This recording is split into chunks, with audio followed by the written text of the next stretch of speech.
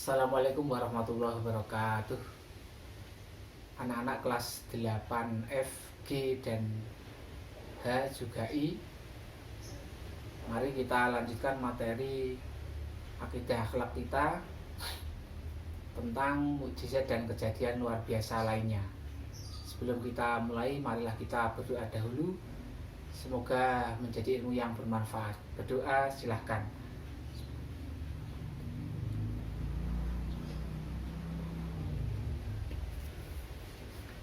Anak-anak semuanya, baiklah kita bahas tentang mukjizat. Kita buka buku modul ataupun buku paketnya. Buku modul halaman 6, buku paket halaman 91 ya. Itu tentang materi hari ini, mukjizat dan kejadian luar biasa lainnya. Yang pertama yaitu tentang mukjizat. Mukjizat adalah kejadian luar biasa yang dianugerahkan Allah Subhanahu wa taala kepada para rasulnya untuk melemahkan dan mengalahkan lawan-lawannya sebagai bukti atas kebenaran risalahnya. Mukjizat itu tidak dapat dipelajari dan ditandingi oleh siapapun dan datangnya secara tiba-tiba. Biasanya mukjizat itu datang pada saat kondisi seorang rasul Allah itu dalam keadaan terjepit oleh musuhnya. Jadi mukjizat itu diberikan Allah kepada para rasulnya, seperti Al-Quran, mukjizatnya Nabi Muhammad. Bisa berbicara dengan hewan, bangsa jin, itu mukjizatnya Nabi Sulaiman. Bisa menghidupkan orang mati, itu juga mukjizatnya Nabi Isa.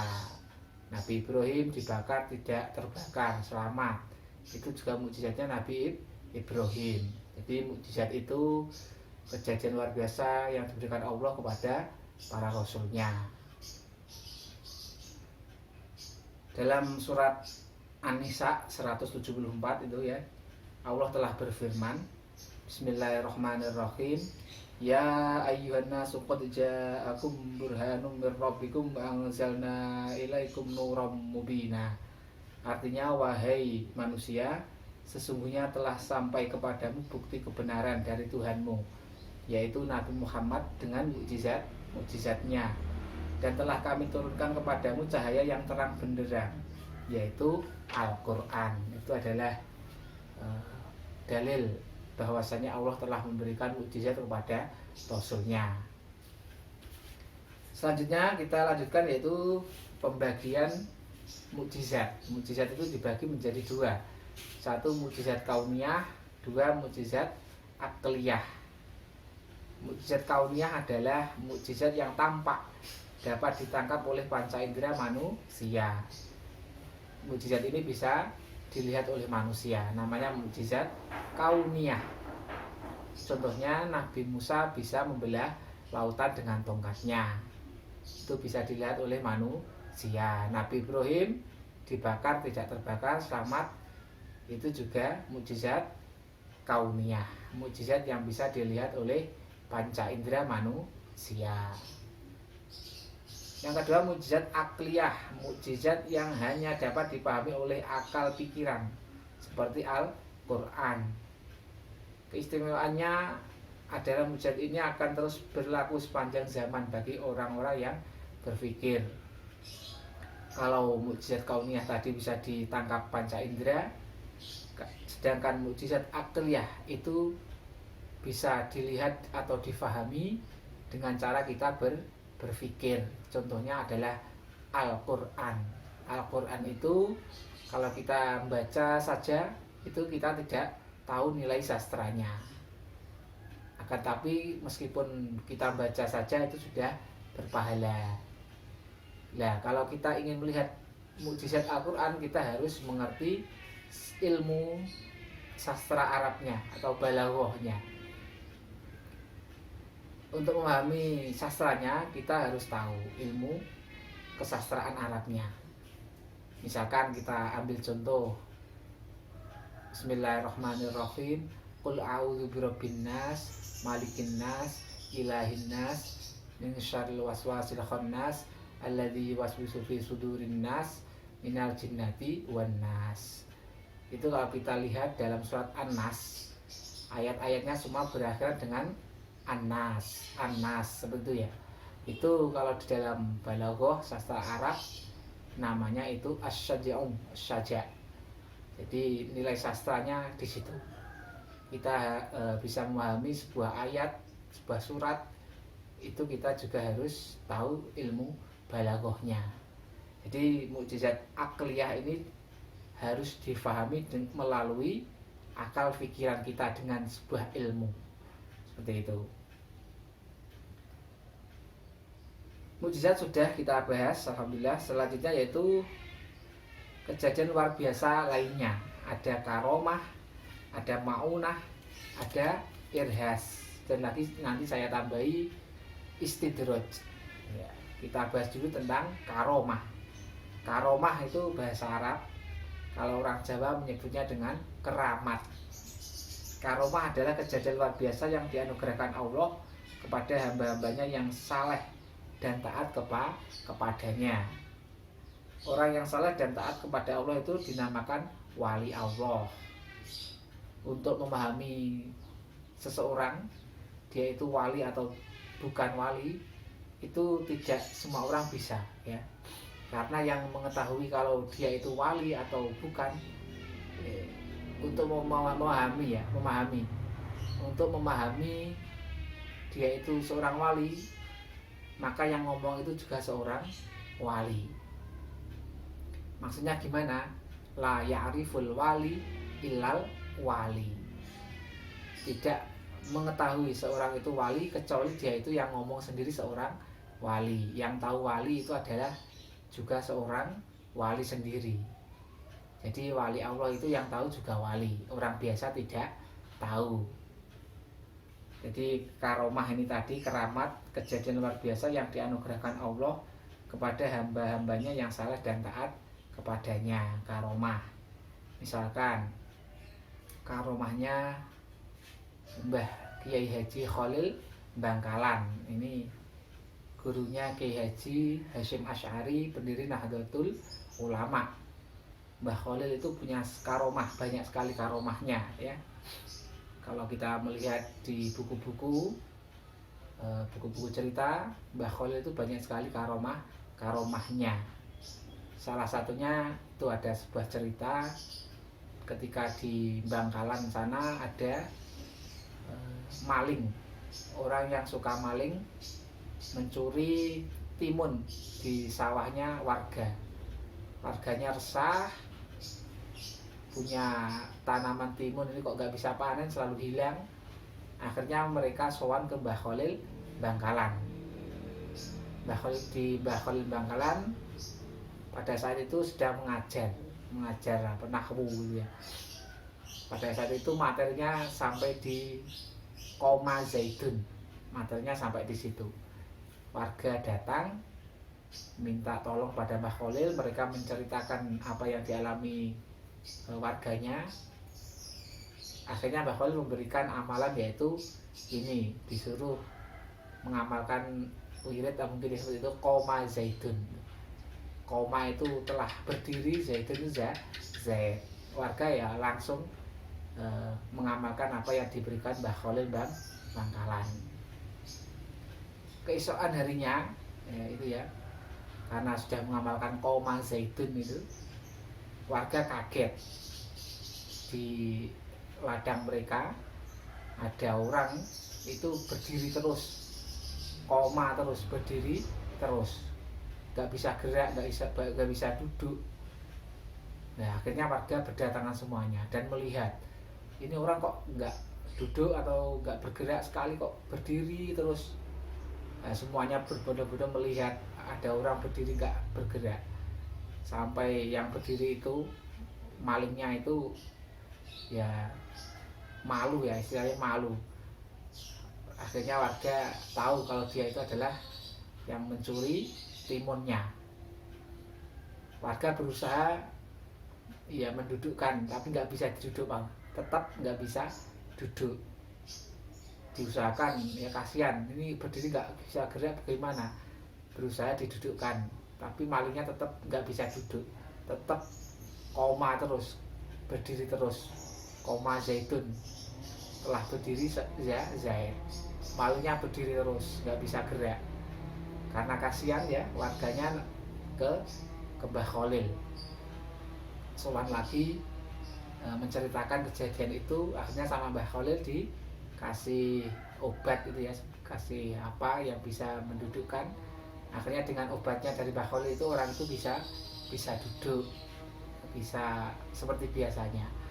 Dan akhirnya maling itu mengakui bahwa dirinya yang mencuri timun selama ini, dan dia mohon maaf tidak akan mengulangi perbuatannya. Yaitu adalah salah satu karomah dari Mbah Khalil Bangkalan, seperti itu.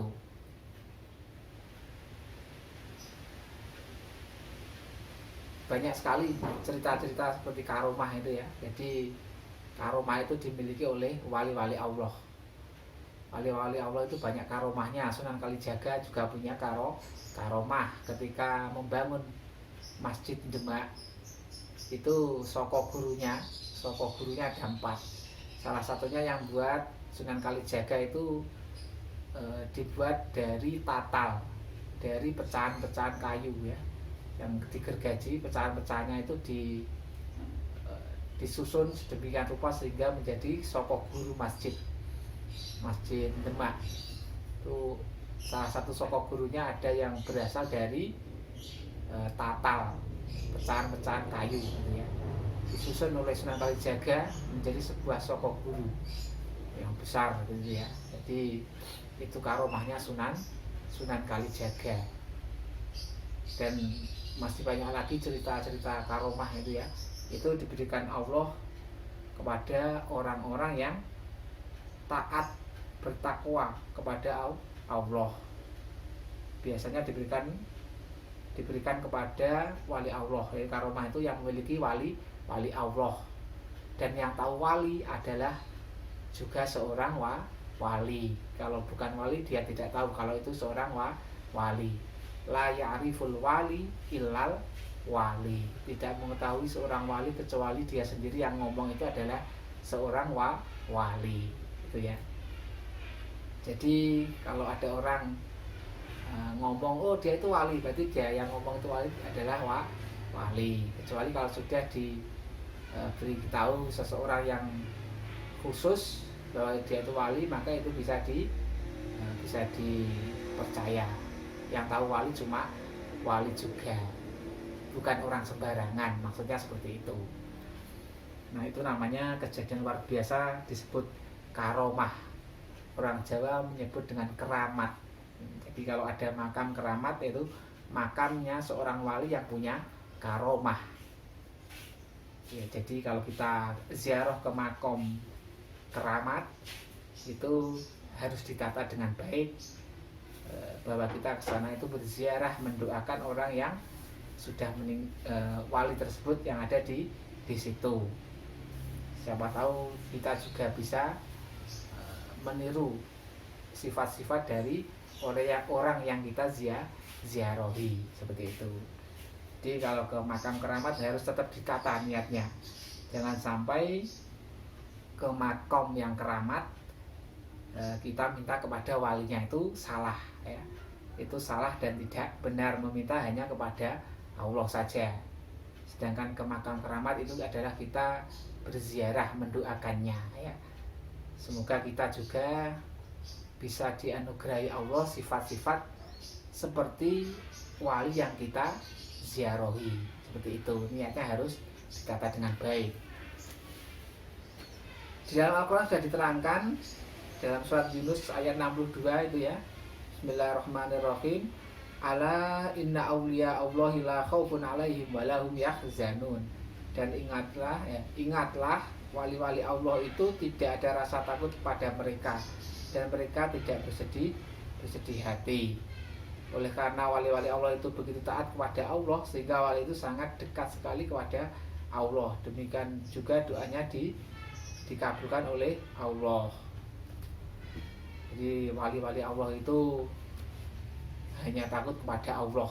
Mereka itu orang-orang yang suci, orang-orang yang bersih hatinya, selalu bertakwa, mendekatkan diri kepada Allah. Itu wali-wali Allah. Karomah sudah kita terangkan ya. Selanjutnya B, maunah ya. Di buku modulnya bisa kalian lihat maunah halaman berapa ini, halaman 9 di buku modulnya tentang maunah. Maunah adalah kemampuan luar biasa yang diberikan Allah kepada seorang mukmin untuk mengatasi suatu kesulitan. Maunah terjadi pada seorang yang biasa berkat pertolongan Allah. Jadi kalau maunah itu orang-orang mukmin, dia ditolong oleh Allah. Misalkan ada orang mukmin yang taat beribadah, seorang nenek yang tua renta, dia di dalam rumah sendiri. Pada suatu hari rumahnya terbakar. Nah, nenek itu di dalamnya, nenek nggak bisa apa-apa. Tiba-tiba dia bisa menjebol tembok di rumahnya. Nah, itu adalah sebuah maunah, pertolongan Allah. Jadi orang itu ditolong oleh Allah. Ada orang sedang sholat, tiba-tiba ditusuk dari belakang, rupanya dia tidak mati, malah pisaunya yang bengkok itu ya. Itu termasuk pertolongan dari Allah. Dia mendapat pertolongan. Terus selanjutnya irhas. Irhas adalah kejadian luar biasa atau istimewa yang terjadi pada diri seorang calon rasul sebelum diangkat menjadi seorang rasul. Jadi seorang nabi sebelum dia diangkat ya menjadi nabi dan rasul Allah, dia mempunyai ciri-ciri yang istimewa. Misalkan Nabi Muhammad sebelum diangkat menjadi rasul Allah, dia itu kalau berjalan dipayungi awan seperti itu. Terus Nabi Isa sebelum menjadi nabi memiliki tanda-tanda kenabian. Pada saat dia masih bayi, itu dia bisa ngomong. Itu adalah irhas. Ciri-ciri seseorang itu akan diangkat menjadi seorang rasul, namanya irhas. Dan ada lagi ya, ini ya saya tambahi, namanya istidraj ya. Istidraj itu juga kejadian luar biasa. Akan tapi kejadian luar biasa ini tidak berupa anugerah Allah, tapi kejadian luar biasa yang Allah buat untuk menipu orang tersebut. Jadi istidraj adalah kejadian luar biasa yang Allah berikan kepada seseorang bertujuan untuk menipunya, menipu dayakannya.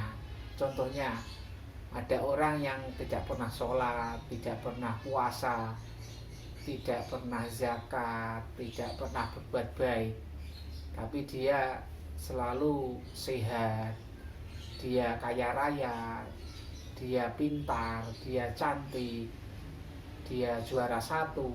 Lah itu namanya istidraj, kejadian yang luar biasa untuk menipu dayakan orang tersebut. Nggak pernah berbuat baik, tapi dia selalu bernasib baik pula. Nggak pernah zakat tapi kaya raya, nggak pernah sholat tapi dia itu pintar, misalkan seperti itu. Ya itu kejadian luar biasa, tapi itu semua adalah menipu ya. Orang yang seperti itu harus berhati-hati dan harus diteliti bahwa itu adalah tipu dayanya Allah. Berhati-hati ya. Jadi istidraj itu adalah tipu dayanya Allah. Wallahu khairul makirin. Dan Allah itu adalah sebaik-baik membuat tipu daya. Jadi istidraj itu kejadian luar biasa tapi berguna untuk menipu dayakan manusia. Jadi orang yang terkena istidraj itu harus berhati-hati. Itu Allah sedang menipu dayakan kita. Jadi berhati-hati ya. Kita harus meneliti diri kita sendiri. Kita itu bagaimana? Sudah berbuat baik atau belum? Kalau belum, ya mari kita berbuat baik. Tapi kalau sudah, ya kita pertahankan itu.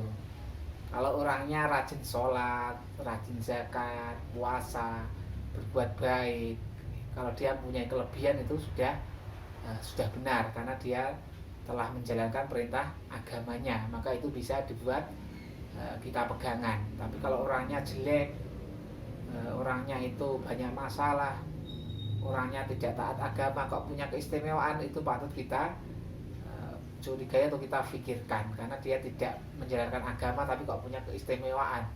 Itu harus kita teliti. Jadi melihat orang, kemarin sudah saya jelaskan ya, melihat orang itu harus dari sisi agama.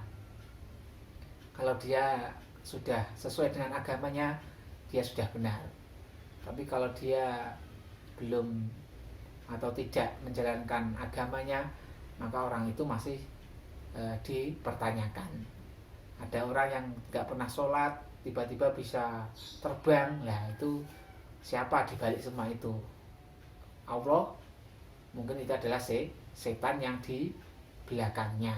Jadi berhati-hati kalau melihat orang itu, jangan langsung mudah percaya. Kita harus menelitinya, bagaimana dengan keagamaannya, seperti itu. Itu namanya istidraj. Wallahu khairul makirin. Dan Allah adalah sebaik-baik pembuat tipu daya. Perbedaan antara mukjizat, karomah, maunah, dan irhas. Mukjizat diberikan kepada para nabi dan rasul. Karomah dianugerahkan kepada wali Allah. Maunah diberikan kepada orang mukmin. Irhas dianugerahkan kepada calon nabi atau rasul Allah Subhanahu wa taala sebelum diangkat menjadi nabi dan rasul. Itu perbedaannya. Terus hikmah mempelajari mukjizat, kejadian luar biasa itu apa toh? Di buku sudah dijelaskan ya. A. Melemahkan dan mengalahkan alasan, usaha, dan tipu daya orang-orang yang menentang dakwah rasul-rasul Allah. Jadi mukjizat itu diberikan Allah untuk mengalahkan musuh-musuhnya. Nabi Musa diberikan tongkat itu ya untuk mengalahkan Fir'aun. Jadi Rasul itu diberi mukjizat untuk mengalahkan musuhnya. Allah itu kalau sudah berbuat maka terjadi ya. Di dalam sifat jaiznya Allah itu ada itu satu sifat jaiznya Allah, fi'lu mumkinin autar tarkuhu. Ada orang mukmin yang soleh, taat, menjalankan ibadahnya, sholatnya baik, zakat, haji, berbuat baik, dia punya karomah, bisa punya karomah, diangkat menjadi wali. Ya itu juga termasuk kehendak Allah. Terus bagi yang telah percaya kepada kenabian, maka mukjizat akan berfungsi untuk memperkuat iman serta menambah keyakinan dan kekuasaan Allah. Dengan kita mempelajari seperti ini ya, iman kita semakin kuat, semakin yakin atas kekuasaan Allah. Membuktikan kebenaran Rasul yang diutus Allah dan ajarannya, bahwasanya Rasul Allah itu adalah penyampai wahyu dari Allah. Kita semakin membuktikan kebenaran Rasul yang diutus oleh Allah beserta ajarannya. Iman kita semakin kuat, kita semakin dekat kepada Allah. Tidak takut akan kesulitan karena yakin Allah selalu memberikan pertolongan kepada hambanya yang beriman dan bertakwa. Jadi orang yang beriman, orang yang bertakwa itu sudah dijanji oleh Allah, yaitu hidup mulia di dunia maupun di akhirat. Wal aqibatu lil muttaqin, dan kebahagiaan surga itu adalah bagi orang yang bertakwa. Gitu ya. Jadi orang yang bertakwa itu adalah kunci sukses hidup di dunia maupun sukses hidup di akhirat. Orang yang bertakwa itu pasti masuk surga.